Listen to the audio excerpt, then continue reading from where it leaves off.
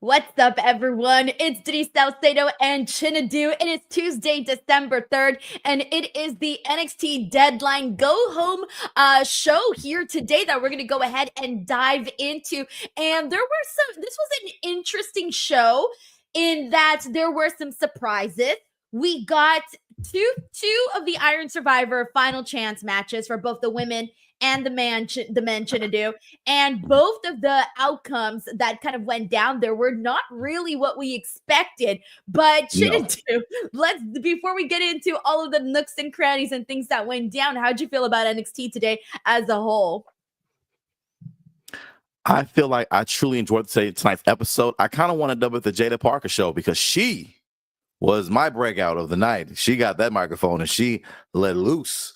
A la CM Punk, a la Stone Cold. I loved it. But I know we'll get to that later, though. But overall, this is a great episode. I felt everything flowed the way it should. It definitely was unexpected. I was not seeing certain things happening and coming. Definitely didn't expect the show to end on Eddy Thorpe. What? That's going to be a mystery. Yeah, that's going to be a mystery. Yeah, Eddy Thorpe. What? But yeah, overall, this was a really great episode. I'm so excited, and I cannot wait to get into it with the homie Denise Salcedo, who, by the way, congratulations on the debut episode of your Monday Night Review with Santi. I was so excited about it. I was in the rewatch gang, but I plan on hitting that super chat. I wanted to be the first one in there, man, but my baby's got in the way. I had to change diapers, though, but I'll make sure that super chat. I'm excited about it. And I'm very, very, very, very honored to be here tonight in this new era of Salcedo. Is going to be dope, man. It's amazing. Round of applause, everybody. Thank you so much, Chin. Yeah, for those of you who weren't here last night, we had the first Raw post show last night take place with me and Santi, and it was so much freaking fun, guys. I did the watch along, and then that was followed by the post show. We were live on my YouTube, live on his Twitch. It was a lot. It was a lot, but it was very, very fun. Of course, the video portion is up here on the channel for those of you guys who want to check it out. But let's get into NXT, Chin. I knew the second that Jaida was out there going nuts on the microphone, I thought, oh, Chinedu's in love right now. I'm like, there's little hearts popping out of his eyeballs right now. So let's go ahead and get started there with the Iron Survivor Challenge on the women's side of things, because we had the last chance match. And based off of what we saw here today, in hindsight, I think we should have all guessed that Wren, sorry. I always want to call her Maddie Winkowski every single damn time. Like, she is just not Wren Sinclair to me. I'm so sorry to all the viewers. Every time you hear me say Maddie, I'm literally talking about Wren Sinclair. But literally. Okay, so Wren Sinclair kills me, Chinedu. I just can't. All right. So every damn time, even in my notes, I write down Maddie all the time. Yeah, today I almost tweeted out Maddie in the tweet when I put that she was going to go out there and she had qualified for the Iron Survivor. I was literally about to put Maddie, and thankfully I caught myself and I was like, oh shit, delete. But anyways, all right, let's dive into this. So we had the last chance match, and it was Kelani versus Cora Jade versus Jaida versus Wren Sinclair. And as I was saying earlier, in hindsight, it was process of elimination, right? Because you saw that Kelani and Cora Jade, they got into it like a whole lot during this match. And it was funny because when I saw Kelani and Cora Jade get into it during this match, I thought, oh my gosh, I was like, this is it. Jada's totally winning. But then when Lola Vice came out, and clearly this ended up leading to Wren Sinclair actually winning the match, because Lola Vice came out there and she aimed to hit Jaida Parker, but instead she ends up hitting Wren Sinclair, who then falls on Cora Jade. So the referee goes and does the 1, 2, 3. So we kind of saw shades a la Ethan Page when it comes to just falling on someone and getting the victory. But that is exactly what went down here. And so Wren Sinclair is now finding herself as a competitor in the Women's Iron Survivor Challenge. Absolutely. I want to say for those ladies, I still want to go back and rewatch it again, though. But from what I saw, again, great timing from Lola, great selling from Wren, from Maddie. See, look what she got me doing. All right, by Wren. Great timing by her. I mean, that again, it was such an unpredictable match. I was really going for Jaida Parker. However, I am happy that that this did happen because it's unexpected, and this really just kind of goes to help develop the No Quarter Catch group because they had a great night tonight. I mean, this is I saw the eye roll. I know. However, we have talked about them getting something to do. For the audio listeners, you cannot see me being like, who, me? I don't mean to ruin your train of thought, Chinedu, but the No Quarter Catch crew did have a phenomenal night tonight, but they are, and I'm just going to say it, they are my brand new Chase U. Wow, man. Listen, guys. Listen, y'all. The North Quarter Caps crew, I'm going to give them a chance, okay, guys? Then listen, Chase U has extended time, though, although I believe Chase Tech is coming, or Chase Academy, or Chase Community College. Something is coming, because someone talked to Andre Chase, and it didn't get resolved here. I feel it's going to get resolved at deadline. But, however, regardless, so No Quarter Caps crew, good win for them. Good night. Built some momentum, because, I mean, I feel like they've been somewhat stagnant for a bit. They need something to do, and this is a great chance to kind of heat them up, and let's see how the crowd reacts to them when they get a little momentum behind them. It's a great way to see. Let's see what happens. They got a tag opportunity. This is really good for them. We lost you there for a second. Can you repeat that last part? We saw you. We lost you for a bit. Just repeat that last sentence. Oh yeah, no problem. I said it's a great opportunity for them to kind of show that what they can do, and this is a great chance to see how the crowd reacts to them once they get some heat and momentum behind them. Let's see what happens. If the crowd reacts to them, great. They don't, hey, we'll move on. It's developmental, it's all good, so that's what it's for, and I'm happy about that. Although I wanted Jada to win, I still in my heart felt like she wasn't, more so not because I didn't think she had the ability, but she kind of doesn't need it at this point. Her and Lola, I felt they positioned themselves so well with the crowd that they're already standout characters on their own without the props of Iron Survivor and things like that. They don't really need it. They have their own program going, their own momentum. So I'm actually happy she's not in it, though. So now she has a chance to really shine. And now, as you predicted, they are going to the underground. And this is going to be, man, scrappy. Listen, Jada took that mic, and I've said this before, y'all. She is going to be the next generation Stone Cold when it comes to this attitude, y'all. When it comes to that fury, that rage, because it seems like she's always pissed off. Always, just like Stone Cold. Always. And I know that, and again, the third-year fans, I'm like, I understand. Yes, I understand. However, talent-wise, charisma-wise, this girl is a walking star, man. I loved it. I love they bleeped it out. I wish I was there to hear what she was saying, man, because she sounded pissed. It sounded so real. I loved it. Loved it. Jay Parker show, y'all. Round of applause, Jay Parker, man. Chinedu, look, here's the thing. I know you love Jada Parker, and she did great. She did swell. She was stupendous today on the microphone. I love seeing that, like, sassy, feisty side of Jada being all nasty. I like feeling you're nasty. It's like I'm stealing your word, but I gotta say it the way you did with the note, with the face and everything. Nasty. What old nasty demeanor? We came out here ready for it. That's literally what Jada was doing, Chin. And she was doing such a good job of it, all right? So I'm going to put your girl over, all right? I really am. I'm a Jada fan. I thought she did great in this match. I did think the MVP of the matchup itself, though, was Kelani. Kelani was just on fire, man. She just had so many great moments throughout this entire match. It was hard for her not to constantly have your attention. If somebody else had your attention in the match, it lasted very briefly because then Kelani would come in and then just like steal the spotlight once again, and then you'd be paying attention to Kelani. Right? But here's the thing. This is what I want to get at before we get into the Iron Survivor. Your girl, Jada, is going to lose to my girl, Lola Vice, because Lola Vice is undefeated in NXT Underground. And I just want to say this right now on the record. I do not want to see Lola Vice lose in her matchup. Chinedu, I feel very, very strongly about this. I think Lola Vice needs to defeat Jada, because I am not ready to see Lola Vice lose an NXT Underground match. Like, she has made this her match. Listen, Denise. Listen, Den. Can I call you Den? Listen, Den. I hate it. I hate it. I hate so much to admit this, but the fact that Jada stood tall already lets me know she's not going to win this. However, because she took Lola out so nonchalantly, just with the kid, like, and just walked away, like, with no concern of her getting it. Like, she knew I knocked her out.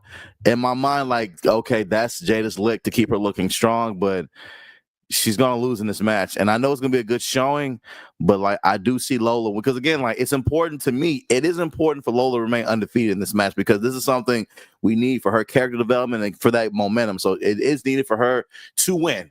Although I want to make sure Jaida goes down well in defeat. It's a good showing though. So as long as it's a good showing, and we keep them both on track to go to the top, I'm cool with it. But tonight, this night, was the Jaida Parker show on that microphone. There was no one out there who cut a hotter promo. Although Trick Williams cut the promo, I felt one of his best promos in months tonight. However, I want to say that though, but I do feel, because I mean he went in on Ridge, man. He said everything we were saying. But Jaida on that mic, Jaida was on fire. Jaida Parker, if you ever see this, I am a big fan. You are the next Stone Cold with the attitude and the rage. There's no one on that roster that shows more constant fury, the aggression, the attitude that we're looking for in pro wrestling right now than Jaida Parker on a consistent basis, in my opinion. So here's the thing, and to kind of add to the point that this kind of may feel like a pretty predictable outcome, although at this point, I feel like every time I throw the predictable word out there, I feel like the powers that be are like, oh, you NXT fans, you guys think that this is predictable. You think this is going to happen. Then they decide to swerve us and surprise us and give us some random victories that we weren't expecting. So I almost don't want to throw out the P word, but I'm going to throw out the P word, predictable, in the sense that when it comes to Lola Vice and Jaida Parker in this NXT Underground match, not only is Lola Vice undefeated in this matchup, but also, we did see Jaida Parker defeat her once before already. So then you would kind of be tied 1-1 with them. And then on top of that, like you said, you mentioned Jaida Parker was the one who knocked out Lola Vice today and was standing above Lola Vice. I felt like that was sort of foreshadowing that she's not going to be standing above her at NXT Deadline. So I think for the most part, again, maybe a predictable outcome, but this match I do think has the possibility of becoming the best NXT and Underground match for Lola Vice specifically, because again, you mentioned the big thing that I think that Jaida has is she has a lot of fire. And who also has a lot of fire? Lola Vice has a lot of fire. So this is kind of a situation where we might end up seeing both Jaida and Lola match each other's freak in NXT Underground. So I think it's going to be a really good matchup. Now, before we get into the Women's Iron Survivor, we do got a couple of super chats, so I do want to get into those first.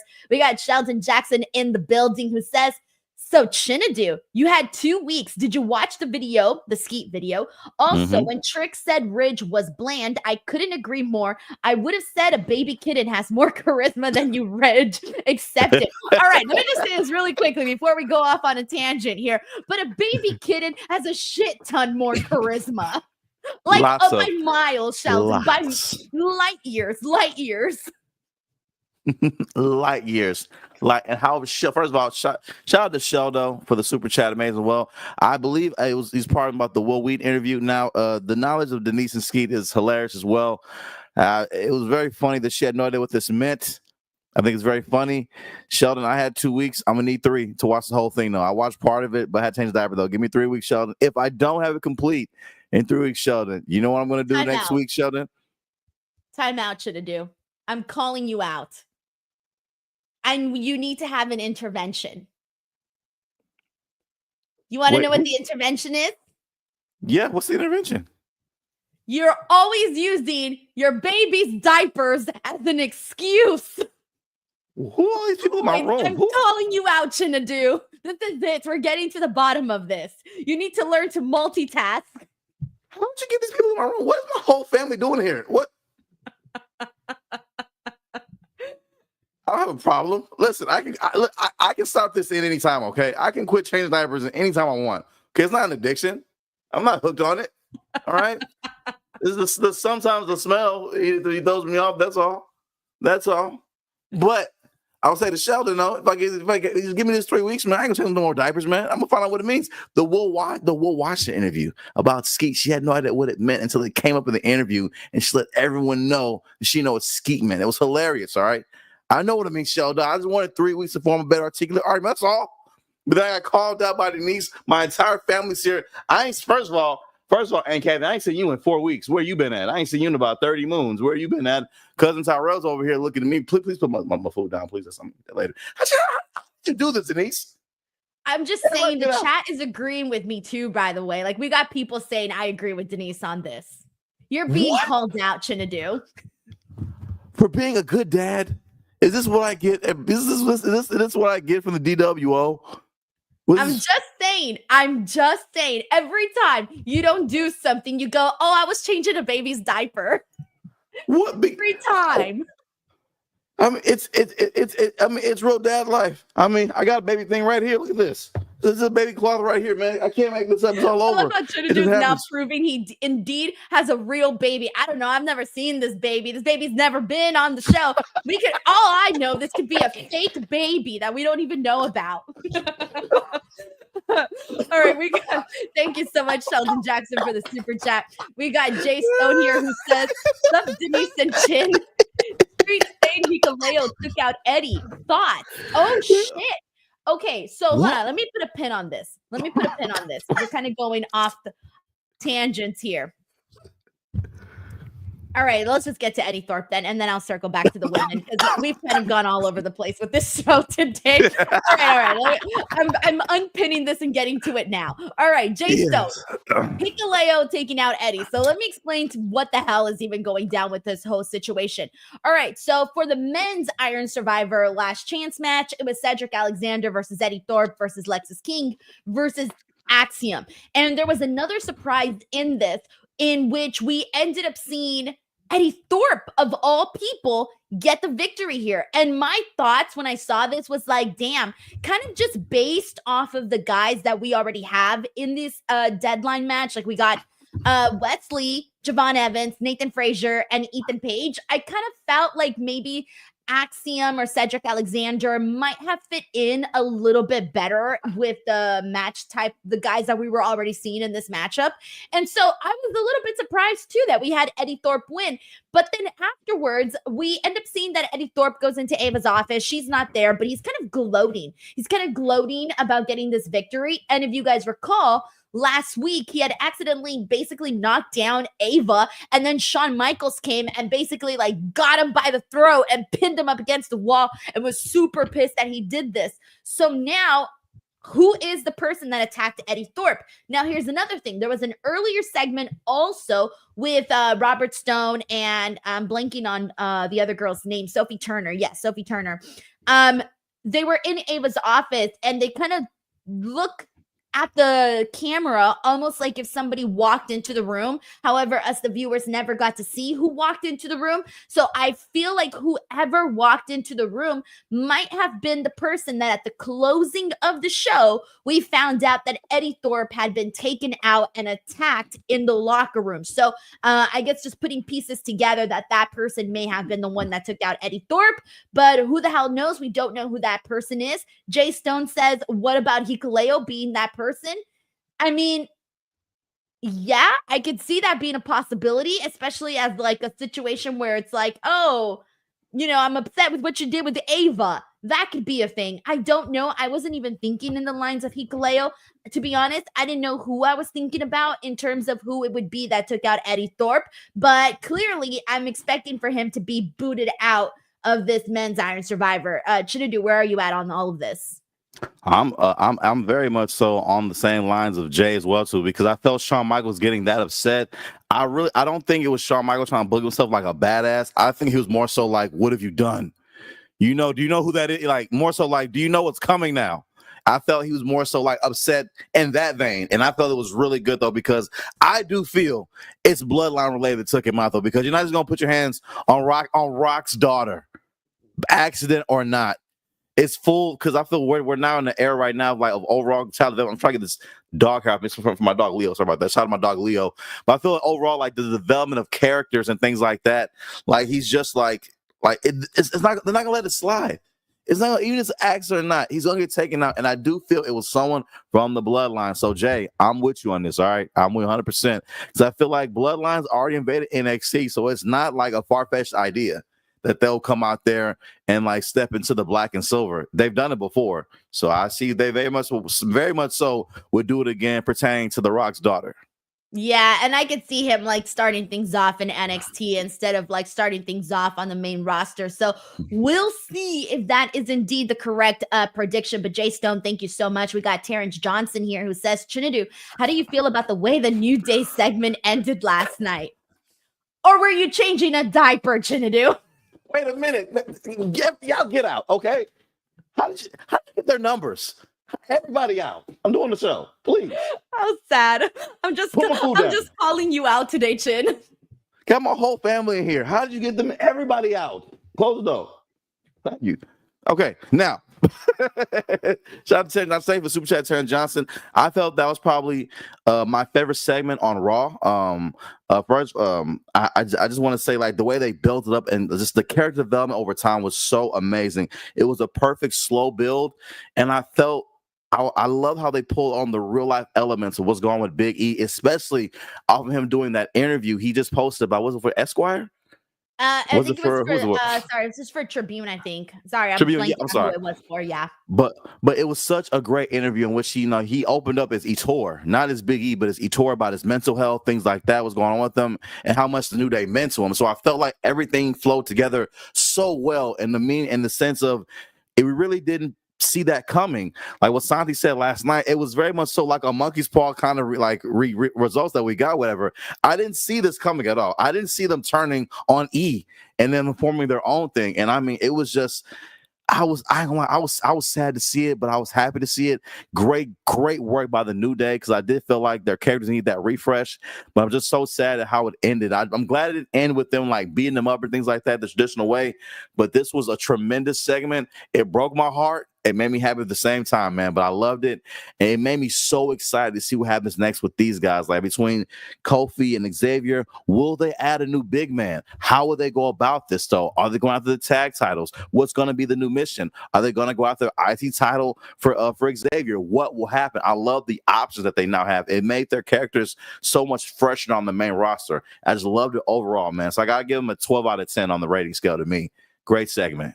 It's definitely a segment that we're all going to be talking about for several years. And I love shit like that. Whenever something so memorable happens in wrestling where you're like, oh yeah, I remember that one time when they broke up or they turned heel and all of this. The part when he said, like, you broke your neck, so what? When Kofi said that to Biggie, that was the part that really got me. I'm like, what? How dare you say this to Biggie? You broke your neck, so what? Like, I can't even, every time I hear that phrase, it gets me once again. But yeah, that was very, very fun. Of course, you guys can listen to the Raw post show with Santi and I here up on this channel. We got Kalyan Krishna in the building who says, Miss Denise, I hope you hit your well-deserved 200K. My friend, I am about 10,300 away from getting there, but I'm really, really hoping, again, each and every single day, I'm dropping a brand new video. In fact, Chinedu, for the NXT fans, today, I dropped the Can You Guess the NXT Wrestler video where Chin and I both pick 5 wrestlers each, and we come up with 3 clues for each person, and we try to guess who the other person's talking about. A lot of people that watched the video had so much fun. I was reading everyone's comments. So if you are an NXT fan, check out that video. I think that one will be just for you. We got Terrence Johnson here who says, every time I see that finish, I think of John Cena from Backlash 2007. Great points there being made, Terrence. What a throwback. Thank you so much for sending in that super chat. We got JM Malagrito who says, Josh Alexander or Penta surprise at WWE Deadline. I would probably say there's a better possibility of that being Josh Alexander, and I would mark so freaking hard because Chin, I don't know if you know this about me, but I love Josh Alexander. I think he is one of the best wrestlers out there, period. And I don't get to cover TNA that often, but when I do, I know that the Josh Alexander match on the card is the one that I'm most thoroughly going to enjoy. So for me, if we were to see Josh Alexander pop up in NXT, I would be so freaking stoked about that. And he would change shit. He would change shit on the NXT men's division and really just like, I don't even know how to explain this. Like, he would change things. That's all I got to say. I agree, Denise. I feel right now if we could pick some guys from over to the NXT men's roster to like shaking up the men's division, he's one of them. Josh Alexander, Joe Hendry, Moose, like these guys are like people who really will add to the division for real. Josh Alexander, I hope he does end up at NXT one day or the main roster. Lots of talent. Penta, I don't want to see him without Ray Phoenix. See, well, I mean, I think there's just a lot happening there, but yeah. I feel like no offense to anybody, but I do think that if and when Penta and Ray Phoenix go over to the WWE side, they are main roster talent. That's where they need to be. So that's just my thought on that. Because I feel like they've grinded so hard. They're stars. They are, whatever. And they I feel are like stars. Yes. And it needs to be as a tag team. Nothing again. I'm not saying Penta can as a singles though, but the money to me, the two of them together, it's amazing. And they need tag teams. We need more tag teams in the division though. So I do hope that they, I know it's complicated with Ray. I know that's not my division on this show to get into that with, but I do hope all that works out. I do hope they get on the roster someday soon. Much love to them. I do think that Josh Alexander could fill, if he were to go to NXT, I feel like he could fill that role that Ilya Dragunov had.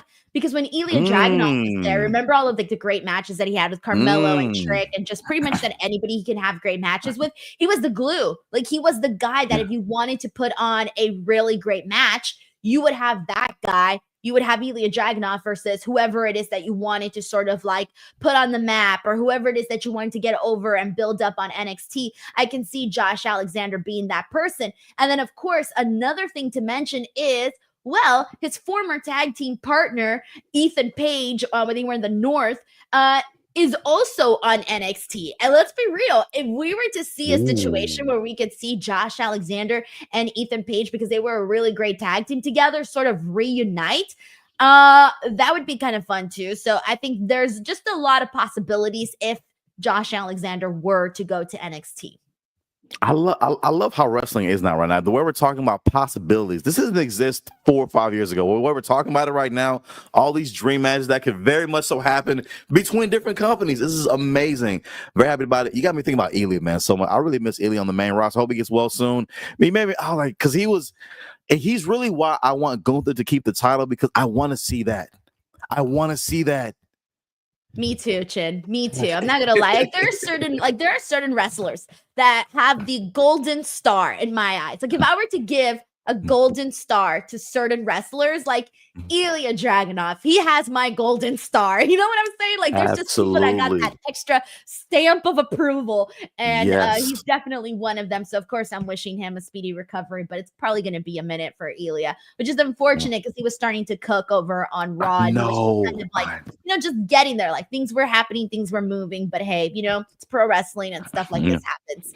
We got, thank you so much to JM. We got Stephen Marchuli here who says, whoever took out Eddy Thorpe is winning Iron Survivor. It's usually how it is, right, Chinedu? Like usually the person that comes in that's like least expected is the person who ends up having to like win the matchup. But the question is, whom? Yep. And that's the question too. I want to know who will it be. And I feel like they made it so exciting because at this point, I'm really not sure who it could be. I was going through the gamut of people who I think of possibilities. Who's injured? Who's been out for a while? Who haven't we seen on TV for a long time? I couldn't think of anybody. So they really have me stumped on this one. We got Brandon Rosen here who says, I could name 3 teams I would have rather won the Battle Royal tonight than the No Quarter Catch Crew. Okay, thank you, Brandon. I feel the exact same way, all right? Not to be, that person, but we did have the men's tag team Battle Royal that took place, and the crowd was really interested in this. Like, when they were down to the last 3, and when they saw, like, Gallus get eliminated, the crowd lost their shit. Like, they were very, very, like, the huge pop and everything for all of this. I was very surprised by how much the NXT audience loved this Battle Royal. Many people know, or maybe they don't know, I don't know. I'm not a Battle Royal person. I don't really care for Battle Royals because I feel like most Battle Royals, honestly, like it's so boring in the beginning and it's not until like the final few people where it's exciting. Of course, it's different when you're talking about the Royal Rumble because with the Royal Rumble, it's different. You got the entrance coming in and that's obviously exciting and, moments like that, totally different. But Battle Royals, I'm not a fan of Battle Royals. And so I was watching this men's tag team Battle Royal and I felt like so disconnected from the way that the crowd was reacting was not the way that I was reacting. So that's when I knew, like, okay, this match is not for me. It's not, I'm not gonna shit on it because clearly the fans were interested in it, but this match was not for me. Like, doesn't that ever happen to you? And like you see other people are enjoying something, but you're like, oh crap, I'm not enjoying it the same way that you guys are. That's how I felt about this one here. And I got one more thing to say about this, Chin. I was so excited because I thought that Hank and Tank were going to win, and then they didn't. They went with no quarter catch crew, who literally I couldn't even tell you each guy's name. True. I'm not even like I watch and cover the show on a weekly basis. And I was waiting for them to say everybody's name in this because I was like, there's a no quarter catch crew. Who is he? Which one is he? What's his name? That's terrible. I feel bad because I don't know either. I don't know their names either. I don't know them. I don't know them. But you know whose names I do know? It's Hank and Tank, okay? I was rooting for them, man. Two big, meaty men. That's what I want to see. They got so much personality. They got spunk. They got oomph. That's what I wanted to see. Honestly, I'm with you too, because when they hosted, which PLE did they host? And they did, was it Great American Bash that they hosted? I think they hosted Great American Bash. I thought at that point, yeah, they I thought hosted they were that one. Yes. I thought they were gonna have the titles on them very soon because they had a great showing there. They showed humor, they showed aggression, they kicked some ass in there too. So I wanted them to win too. I wasn't expecting no quarter catch crew as well, but with the booking, I'm still excited to see what they do with them because they've been there for a while. Let's see what happens with them. But again, I can't agree. I wasn't really into this match as well. I want to give these tag teams credit. Their cardio is amazing because it feels like they've been fighting for 5 weeks now, all over the arena. They just haven't stopped, all over. And these are like, it reminded me of the fighting around the world, like that kind of like energy is crossed. And I thought it was really impressive. I love the melee of it. But same thing for me. It didn't pull me in the way other segments on the show did, though. And I'm happy for no quarter catch crew. And I think because, I mean, I don't know, maybe the tags need to reset the tag titles and the champions that hold it. I'm kind of maybe tired of their storyline a bit. I kind of am. I just want to, yeah. Their wrestling is fun though. That's why I'm not the person that's like rooting for Fraxium, Nathan Frazier and Axiom to break up as a team, because I do think that they are a great tag team. Like I think they're so much fun to watch, and that's why I'm not going to complain about them, because I know when they're in the ring, we're going to get an entertaining match. So I'm on board with Axiom and Nathan Frazier as a tag team. Like I'm cool with them. Like let them be for as long as they want until Hank and Tank take the titles away from them. But no, like I'm on board with them. It's just the fact that I'm not too crazy about seeing this matchup happen at NXT Deadline, you know? So, hey, again, big night for No Quarter Catch Crew. Congratulations. We got Cheesesteak 59 who says, the first time I've ever liked Lexis King, he gets pinned by Eddy Thorpe, who I couldn't pick out of a police lineup. Here's the thing. We've been seeing this a whole lot with Lexis King. This happened to him with everybody. He got beat at one point by Dante Chen. How many people here remember Dante Chen? I know the hardcores do, because a lot of people here watch NXT religiously. But for the people that don't, or maybe are in and out, you might have even have missed that. Man, that's sad too, man. I remember that. Dante Chen, by the way, just throwing that out there. Yeah, I do too. But when was the last time you heard his name on TV? You know, man. But this does happen a whole lot with Lexis King, where he does take a bunch of L's, and you think, oh, maybe this will propel the other person, or maybe this is part of Lexis King's storyline, and then it just kind of like goes to a dead end on both sides. So there you go. But Cheesesteak 59, thank you so much for the super chat. We got John Deller here, member of the DWO for 13 months now. Thank you so much, John. He says, Kelani and Jaida made me think of Chin. Me too. Honestly, it's pretty much Jaida. Like Jaida, I think of you. When Lola Vice comes out, I think of Reg.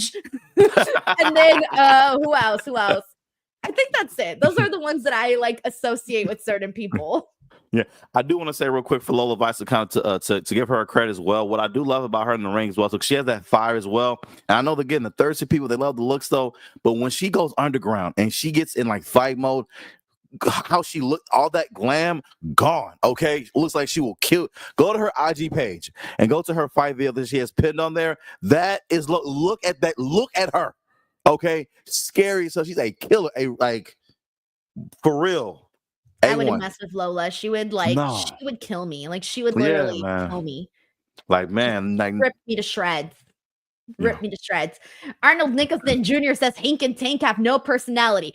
Arnold, this is where I draw the line. Those are my boys, man. They got a shit ton of personalities. They got the most personality out of any of the tag teams right now on NXT. Name me another tag team with more personality, Chinedu.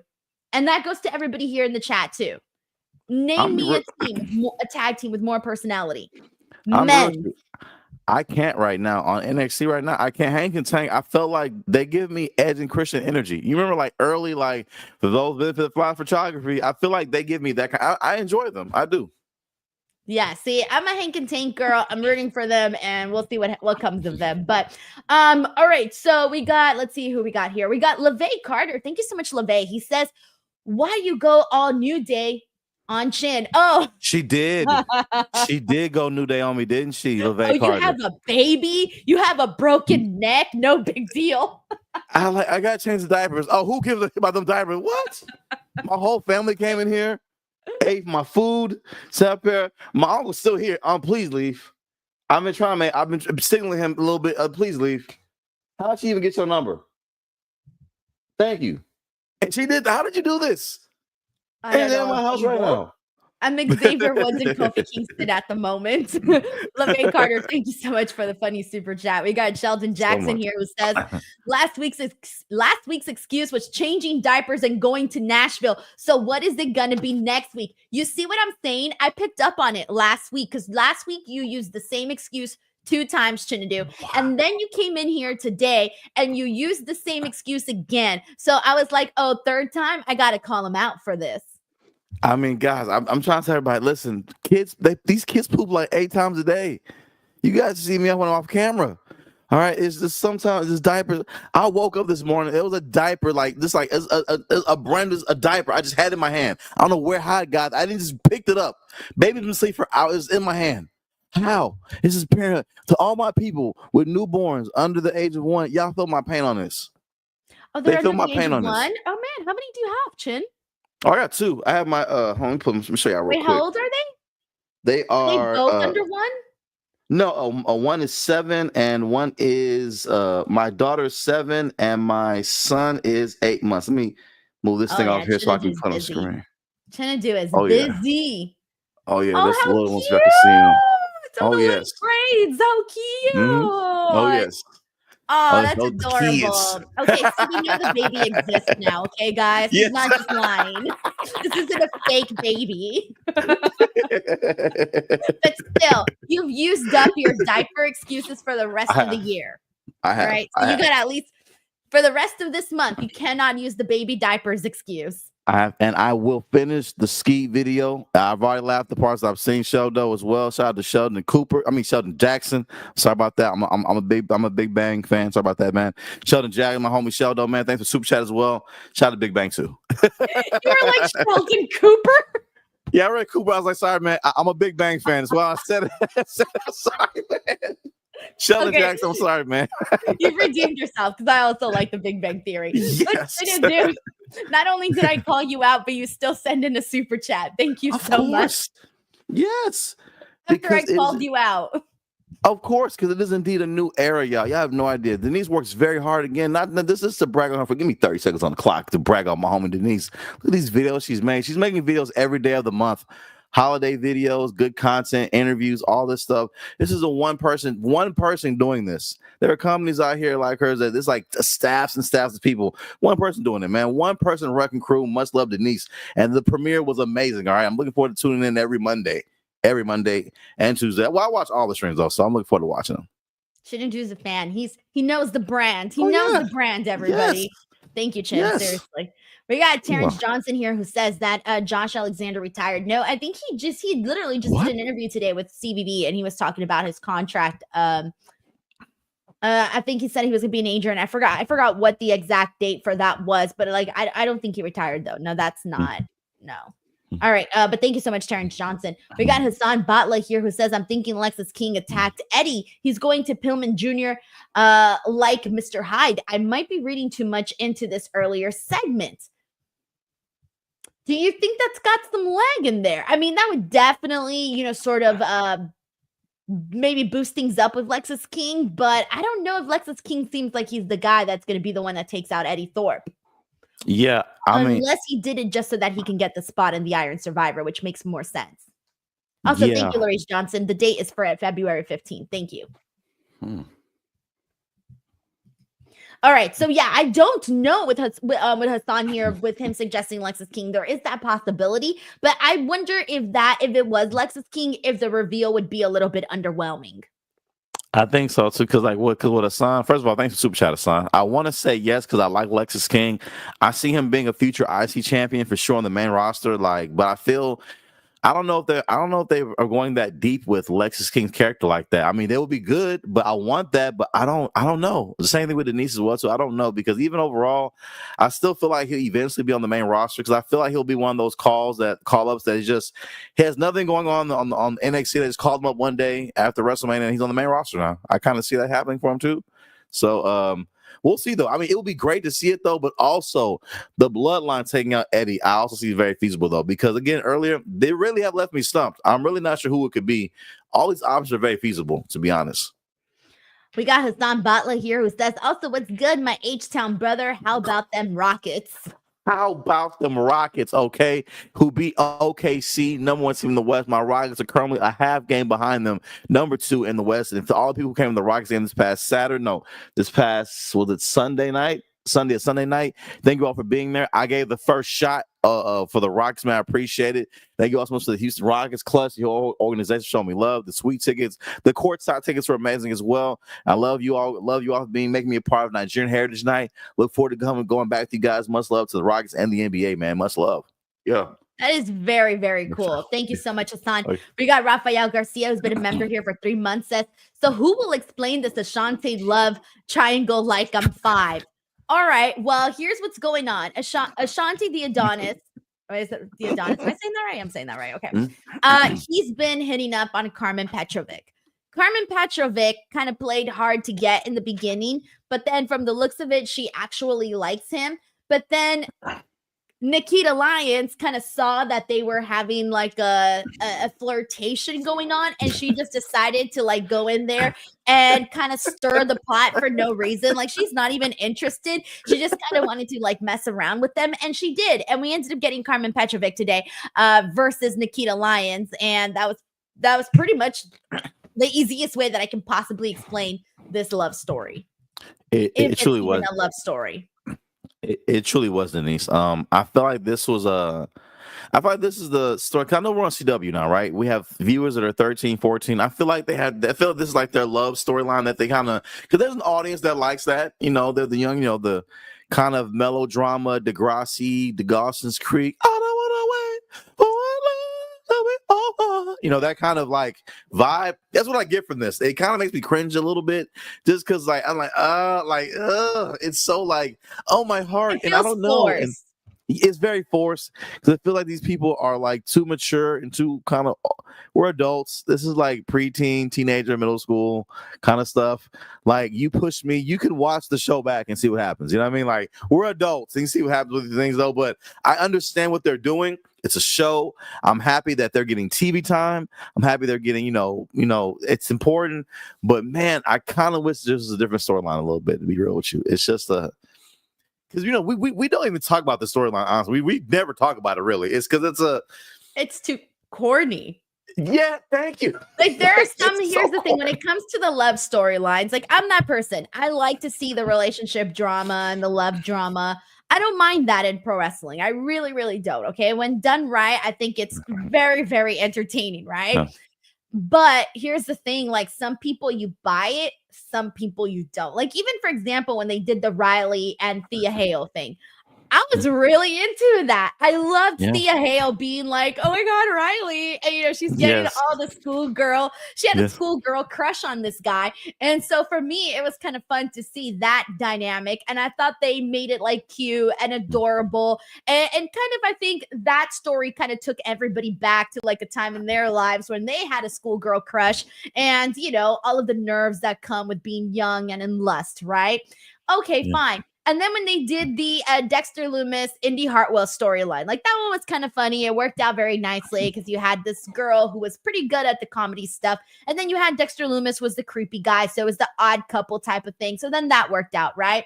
But this one here, this one feels very, very forced. And I think that's a reason why we usually just like glance over it because we're like, oh, that's the part of NXT we almost don't want to acknowledge that it exists because we enjoy NXT, right? But NXT does get a lot of criticisms for sometimes being a little corny on certain segments. And so I feel like we've brushed through that one because we recognize that that's one of the corny portions of NXT. I wholeheartedly agree because like the other storylines again with Thea Hale and what's his name? Oh my God, I keep getting his name. Riley, thank you. With Thea and Riley, it's same thing. It reminded me of like that time when you were young, whatever. Because again, Thea's character, I believe, is young. I mean, she is young in real life. I believe it, and it felt natural. It even takes me back to I remember when Lita kissed Matt Hardy for the first time on SmackDown. You remember how the crowd reacted?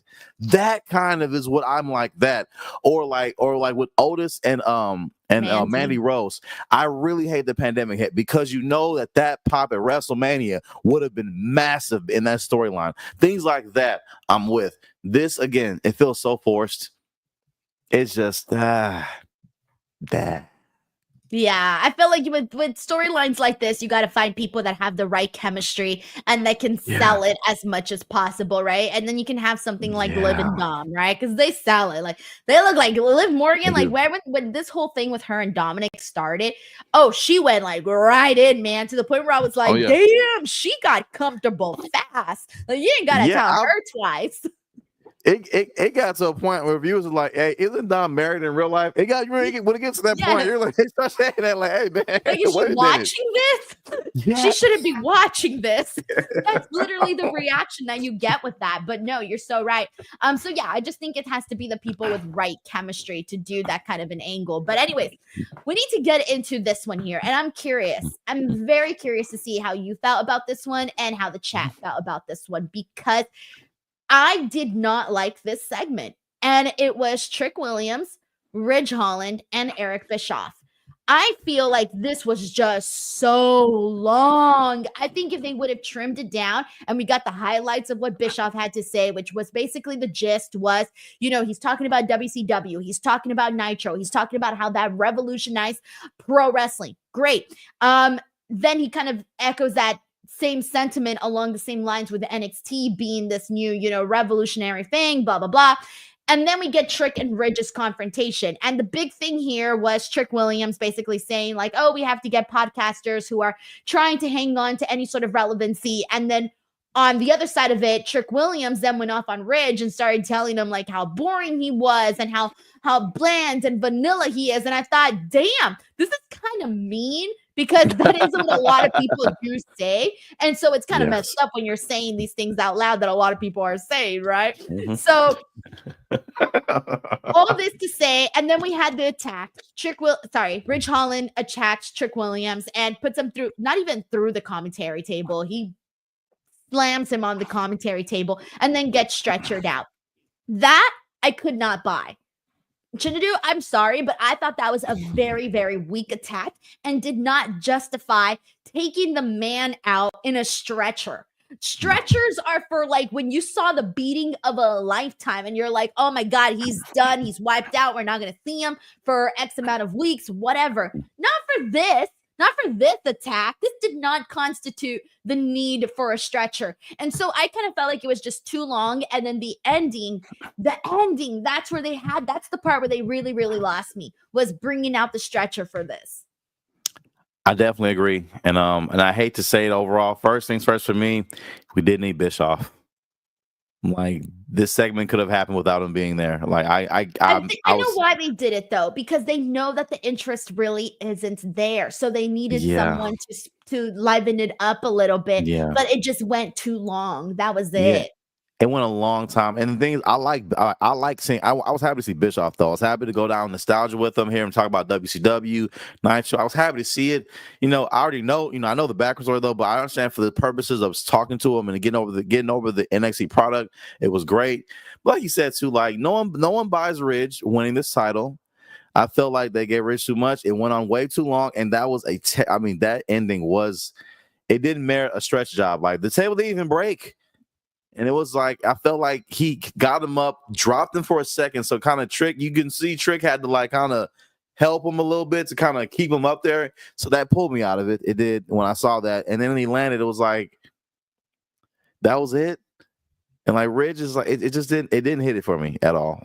Seeing him get stretched out and see them make a big deal out of it. It kind of reminded me of like when Mox and Kingston had that they had that explosion. The exploding barbed wire death match, and then the explosion didn't come through. Oh my god! And doesn't that feel like it happened 50 years ago? Yeah, that feels like such a long time ago. Like I haven't even thought about that like in forever. Oh my god! What a night! What a night! I still remember because that night I went live on F4W's Twitch channel. And I was so nervous too because there was like thousands of people in there, and I was like, "Oh my god!" Like I have to talk about this like crazy ass moment that just happened in AEW history. I was very nervous about that. But anyways, the chat here, by the way, based on the consensus that I am seeing here, is people what they did like of this segment was Trick's portion. Trick's portion of the promo is what people liked, and people are echoing the same thing that Trick Williams said, and that Ridge is just not that exciting of a persona. And it's like, it's complicated, right? Because you either have it or you don't. Like, you cannot teach charisma. You cannot teach personality. You cannot teach the it factor. That's why there's people that are superstars and people that are not. Exactly. Trick has to watch the show, because these things we've said for a long time. Like, look, Ridge has the look, but it's just when he gets on that mic, it doesn't have the interest level and the heat he gets. Again, I felt they could have put any heel in there. In Chase U, they're gonna boo you the same. And I think it's this point now they just don't like Ridge, and it's like, now, man, I ain't gonna lie. If I'm Big E, I'm coming up to NXT. I'm whooping his ass, man, because this is all your fault, Ridge. And when you think about it, I got kicked out of the New Day because this guy broke my freaking neck. I'm kidding. Yeah, Big E, the Deadline, guys. I'm calling it. I hope. Tom Butler says Ridge was celebrating the New Day anniversary. Aw. See, like that to me, look, here's the thing. I understand that Ridge is not everybody's cup of tea. But I do feel bad that he was the one that, injured Big E, because forever he has to carry that with him. And I just know for a fact that that's not something that is enjoyable to have, constantly with you. Like, nobody wants to go out and injure somebody else on purpose. So it does suck. But yeah, it's like you can't shake it off, You can't shake it off. Like, he hasn't given us anything else to think about. And that's what people associate him with. I mean, it really is the truth. I'm a comedian too, guys. Now, I will make a joke out of almost anything. I love to laugh and all that, though. But I mean, I do feel for him on that, because even E says he knows it was an accident. It wasn't on purpose. And Rich still feels terrible about it to this day, I'm certain. But I mean, it is one of those things that I look at the bright side of it too, is that I'm thankful that it wasn't worse. I'm thankful that E still has, full function of his body. He still has his other interests. He still has a new job. He's great at commentary. He's great at that. At that desk job they were talking about, he's great at it.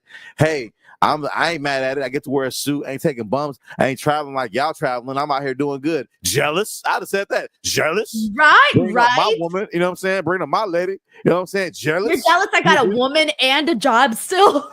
Yes, you know what I'm saying? Exactly. I got me a job, you know what I'm saying? I ain't out here acting wild, you know what I'm saying? I got no tapes out here, woods, you know what I'm saying? I brought that up again. And I mean, I decline everybody. You ain't finna talk to me crazy like this. But regardless, though, I feel for Ridge. But even then, in terms of the character, I still feel the same thing he said. Like, he hasn't done anything else to kind of make you kind of shake that. And I feel like they have done everything they have tried to do. They've made him a tag team champion, but in this storyline, they had him destroy Chase U, and it still hasn't I know, but it's like this. It's, you either get this or there's the alternative, which is obviously what you don't want, which is just them just deciding to give up on the guy. So we'll see what they make of this. We'll see what they can get out of this, but unfortunately it is what it is. All right, so let's see what else we got here. And let's see, we got to get into this one here. This one's interesting. So Sean Spears is eyeing Gigi Dolan Oh, that sounds really wrong, by the way. He's eyeing Gigi Dolan. No, but what I mean is Sean Spears is looking to recruit Gigi Dolan. There you go. That's a much better wording for that. He's been sort of prepping this Nico guy. That's who he's been sort of waiting to unleash onto the NXT world. And he's like, oh yeah, we're almost done here. We're almost ready. But, there's one thing that's missing. And as he mentions that, we see Tatum and Gigi passing by. And suddenly he is like, from the looks of it, wanting to recruit Gigi Dolan. And when she goes down and she wrestles her match against Izzy Dame, she gets her win. Cool. But Sean Spears is on the outside watching her do this match. And I just got to tell you right now, I do not want to see Gigi Dolan join this group. I don't think that it fits Gigi Dolan's personality, because the thing that I like about Gigi is that she's cool, right? She's alternative. She's mysterious. She has a very appealing look and a very appealing vibe. I don't want to see Gigi Dolan be put into this group, because I almost feel like with the girls that they don't know what to do with, they put them in a group with guys. Like, that's what they do. Like, we've been seeing it with a lot of people, right? It started like that for Jaida Parker. It's been like that for Adriana Rizzo. For Thea Hale, we had Brindley Reese join up a group. Who else? I mean, so many. I'm losing track already of all of a Metaphor also had a group. Like, every girl almost has to be associated with some sort of group. I don't think Gigi Dolan needs that. Because again, like the hottest that it was for Gigi Dolan was when she was with Toxic Attraction and then feuded with JC Jane, and then it kind of just went downhill from there. I just think that they have a cooler concept, keeping her and Tatum as like the cool alternative girls. That to me is far more interesting than her possibly linking up and being the female portion of Sean Spears' new group. Absolutely. Run, Gigi, run. Okay. Don't mess with this nonsense. Do you hear me? Run. Okay. Don't let him pull you into this nonsense. All right. Because Sean Spears, first of all, it's again, in real life, I'm sure he's a great guy. Okay. I'm happy he's on TV living his dream, has a lovely wife, great kids, great family. I'm sure this is a great guy. I'm only talking about the character that I see on TV. Okay. Guys, it's Sean Spears. What the hell, y'all? Okay. This dude said, with all our forces, we can run NXT. This is like seeing Justin Credible, Tajiri, and Billy Kidman. Like, we can take on the bloodline, guys. We can do it together. Well, no, you don't. You can't. No, you can't. Okay. And I'm not knocking those guys though, but just saying, like, you guys there are no wins. There's no like momentum in this group to make me be like, oh, they're a big threat to anyone's title right now. I'm just not into it. Man. I don't want Gigi mixed in with this. I'd rather see Gigi adopt Straight Fire 2.0. Then link up with I'd rather see that. Me too. Oh. They could even do like Tatum, Gigi, and who else has that alternative look that would fit in with the group? If they put in Wendy Chu in there, I'd be like, look, okay, let's go with this then. Anything over that. Just not that. Just not with Sean. I don't want that for Gigi. I just don't.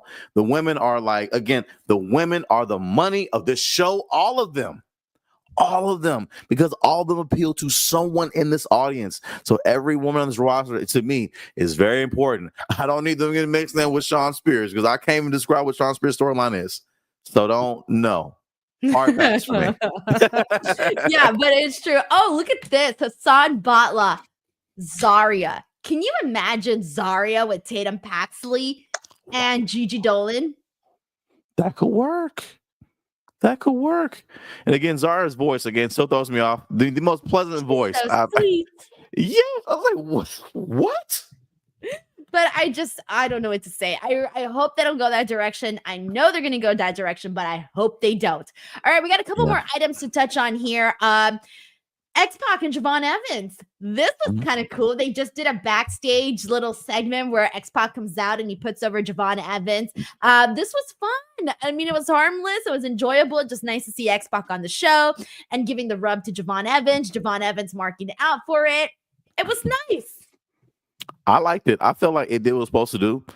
Sean Waltman was scheduled to be there. Great backstage segment. Sean can talk. Have him go out there, give a good rub to the young OG Javon. Javon's naturally a fan, so his reaction. And what I think what it is too is people like Thea and Javon, they're actually at that age where they could evoke these real reactions of fans of the youthful type of reaction. Not saying other people aren't young, whatever though, but there's a type of like, you know what I mean? There's a type that I'm talking about though. And Javon, he showed it very well. They did the Too Sweet. It was like we're watching a fan do it with X-Pac, and it was. So I felt like it served its purpose. It was really, really good. And Javon, I really wish that and I know this is me just nitpicking. This is me only nitpicking at all because I know Sean Waltman can talk. I was like, I wish they'd have gave Sean some more time to like say, hey man, in my lifetime, I never won that world championship, but I was a 1, 2, 3 kid that kept saying, hey man, I'm so young. I got time. But before I looked up, I was in DX. Before I looked up, I was at the Hall of Fame. My career kind of passed me by. No regrets. But one thing I really wish I hadn't done when I was younger, your age, Devon, is keep saying, hey, I'll just wait till I'm older.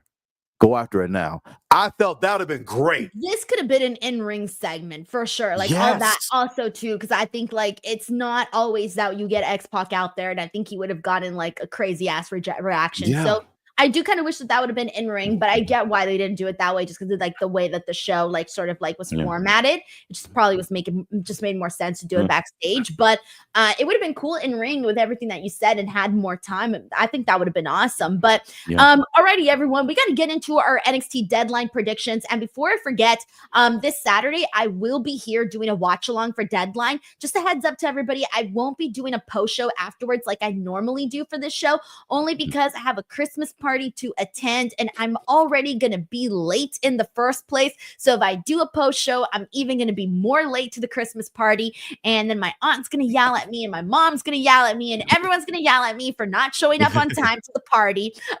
So I'm gonna do the watch along, and then immediately after that I'm gonna bounce. So that's what's going on, but I will be here hanging out with everybody to watch NXT Deadline. So I will be here for a minute. We got Terrence Johnson here who says Chin got somebody who would fit with Fatal Influence, Zeta Steel. Ooh. Okay, Terrence, that's a really, really good pick. I don't hate that pick, man. Most of the Terrence Johnson, the Super Chat, man. Y'all out here cooking today. Super Chat is cooking today, y'all, with the creative. I like it. I like it. A lot of people here are pointing out the exact same thing, so that's always really cool to see. All right, so let's get to it. Prediction time for Deadline. Here we go. Jaida Parker, Lola Vice, NXT Underground match. Who's your official pick? Jaida, if you're listening to this, I know you don't know who I am at all. No, if you saw me one day, who is that? Like, he looks like Usher with diabetes. I've been told that. Somebody told me that one time. Are you serious? And I did a live stream, and they're like, "You like Usher with diabetes?" I was like, "What?" I had to. It was funny. I had to laugh. I was like, "What? Who is that?" My thing. It was it was a couple years back. But listen, he's like, no, it's Chinedu. If you ever see me though, I'm so sorry for this. I'm so sorry for saying. I'm sorry, but that is so messed up. Usher with diabetes. I mean, Usher is a good-looking fella, but like, why you gotta add the diabetes part? Exactly. Oh, you couldn't have said Usher. You couldn't have stopped right there. We have like kind of similar. Nigerian, you look like Fluffy Usher, not Usher with diabetes. I would have taken Fluffy Usher. I would have taken Big Cheek Usher. I'd have done that, okay? Like Meaty Usher got cheek implants. Meaty Usher. Yes, I'd have taken that. But diabetes, you got to throw that in there too. That is savage. That is so savage. I'm sorry, I'm getting off topic though. But Jade, as much as I love your talent creatively, I know that this will not be your night. Unfortunately, Lola Vice will win this match. That's my prediction. We got David Primero here who says maybe Izzy Dame could fit into Sean Spears' team. See, I feel like someone like that could work a little bit more with Sean Spears' team, just because I think Gigi Dolan has a little bit more of an aesthetic where I can see her in she doesn't necessarily need to be part of a group, in my opinion. I agree. By the way, very good showing by Izzy Dame tonight. Those big boots were very good. I felt she had a really good showing tonight. Though I know we don't see her that often. It's so many women on the roster right now, though, but I felt like she definitely did the most with her ring time tonight, though. So big much love to Izzy Dame on tonight's showing. Thank you, David. All right, so next up we got the NXT Tag Team Championship match. Axiom and Nathan Frazier versus No Quarter Catch Crew, Miles Bourne and Tavion Heights.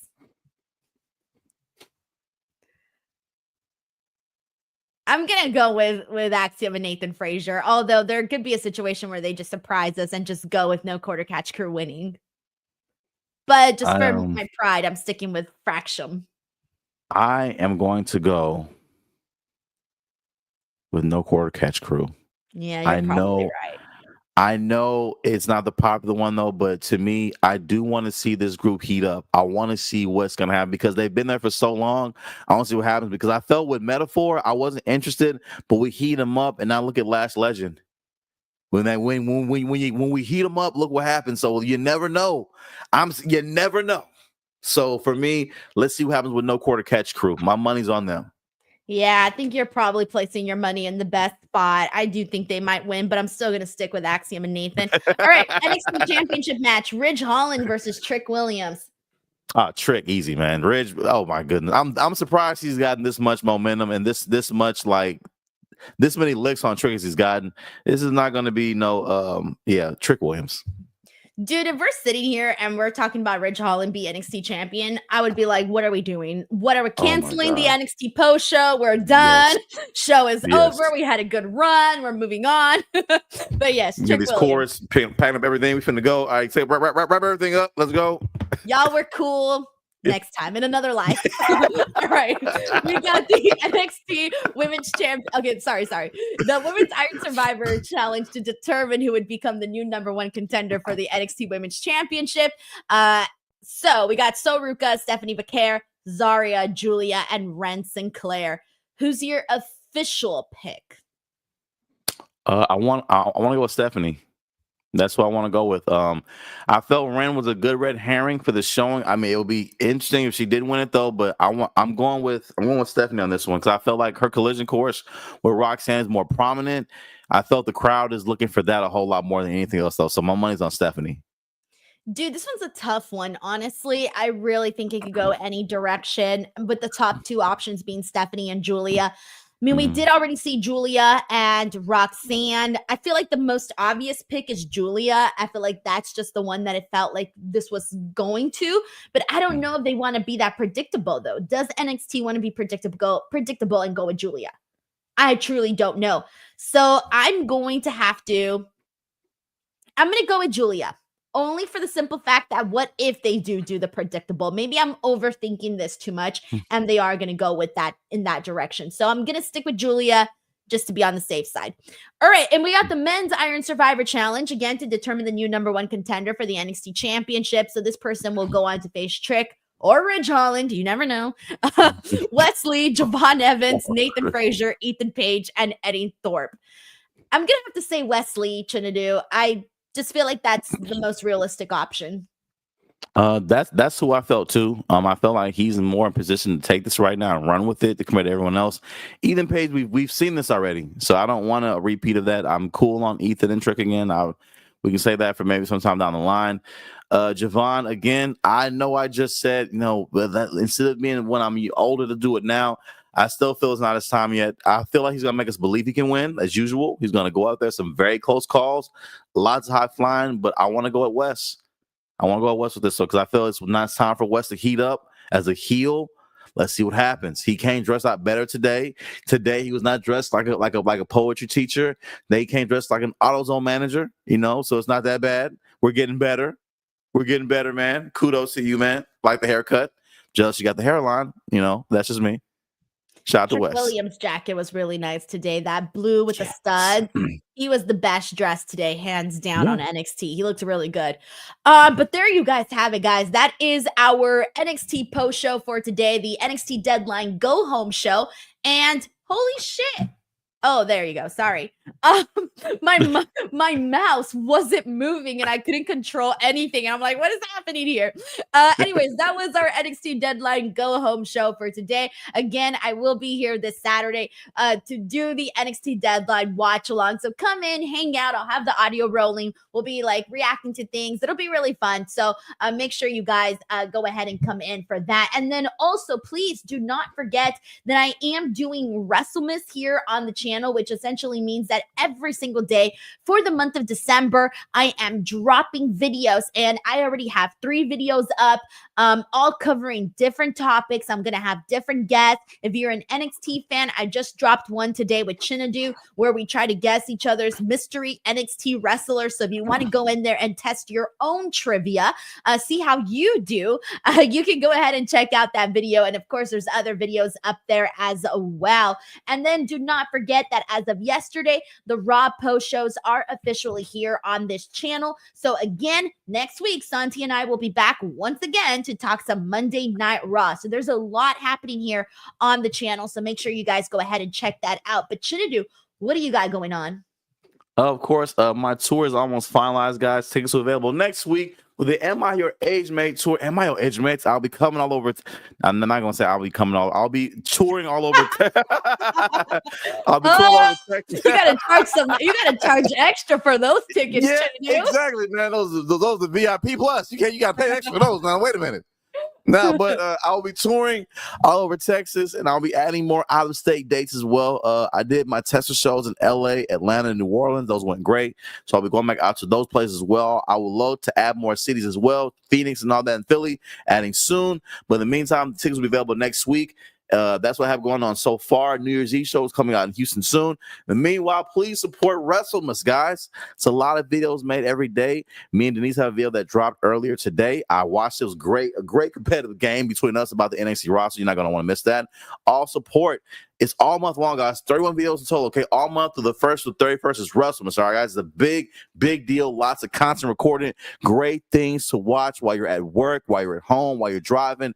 Watch it, okay? Go back and rewatch the Raw review. Hit rewatch, gang. Hit that like button. Hit the like button on this video as well, too, okay? Like I told you before, I'm working on something for the show, for the homie Denise behind the scenes, and how you can help me make that happen is by hitting that like button and dropping comments on this video, okay? That's what I need the very most from you guys, the amazing DWO. Besides that, watch all the videos here on the Denise Salcedo channel. Don't be a dick. Give it a click. Thank you guys so much, and I'll see you guys back here tomorrow for the AEW Dynamite review show with Righteous Reg. Catch you guys on the next one. Bye, everyone. Goodbye.